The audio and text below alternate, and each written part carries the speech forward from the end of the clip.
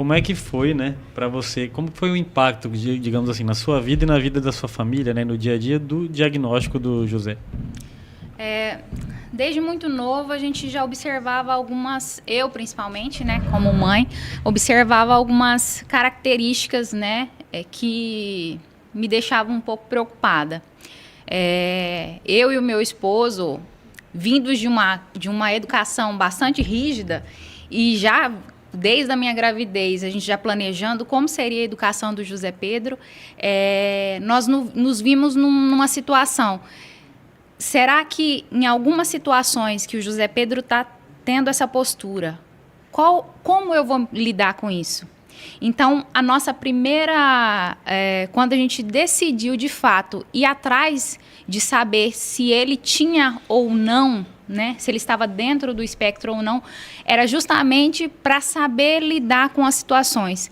Porque, como a gente vocês falaram antes, né, birra, não educa criança. Então, a gente queria...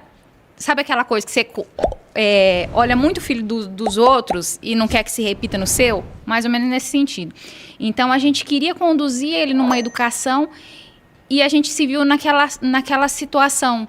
Será que há alguma coisa que ele tem de fato ou não? Eu posso ser firme com isso ou não? Então, a princípio, eu fui a primeira a observar essas características, né?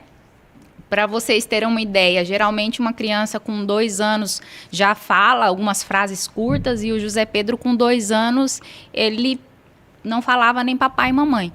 E o hiperfoco dele é animais, então ele aprendeu primeiro a falar o nome do nosso cavalo do que papai e mamãe. Então, ele balbuciava algumas coisas de animais, mas não falava o papai e mamãe. E assim, falei com meu esposo, falei, olha, Vinícius, eu estou observando algumas características no José Pedro que condiz com crianças dentro do espectro. E aí, a princípio, ele, não, tá equivocada, né? E um amigo nosso, né, que trabalha conosco, que é o Maurício, eu gostaria de agradecer também pelo apoio que ele me deu. Ele também tem um filho dentro do espectro e ele foi, assim, uma pessoa crucial que eu tive a oportunidade de conversar e explicar o que eu estava passando, se era coisa da minha cabeça ou não. E ele me falou uma coisa assim, Camila, toda mãe sente.